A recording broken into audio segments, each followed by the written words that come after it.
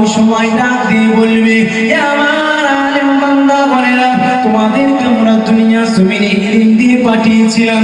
এই ইলম দিয়ে মানুষের দুয়ারে দুয়ারে আমি আল্লাহ আমার কথা বলেছো, হক কথা বলেছো, দিনের কথা বলেছো। মানুষ তোমাদেরকে তুচ্ছ তাচ্ছিল্য করেছেন, মানুষ তোমাদেরকে গালিগালাজ দিয়েছেন, মানুষ তোমাদের মিথ্যা কেসে ফাঁসিয়েছেন, মানুষ তোমাদেরকে জেল হাজত দিয়েছে। আমার আলেম বান্দাগণেরা, তথাপিও তোমরা নিজের জানের মায়া করো নাই। আমি আল্লাহ আমার কথা বলেছো, হক কথা বলেছো। আমার আলেম বান্দাগণেরা, আজকে কঠিন বিচার দিনে আমি তোমাদেরকে আদর করে দান করে রাখবো না। আমি আল্লাহ পাক জানালাম, এই কঠিন বিচার দিনে আমি আল্লাহ তোমাদেরকে বেহেসাব জান্নাত দিলাম।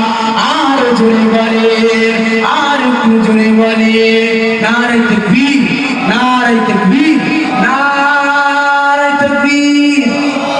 তাহলে ওই সমস্ত আলেম বান্দাগণেরা জান্নাতের সুসংবাদ পেয়ে জান্নাতের দিকে রওনা দেয়।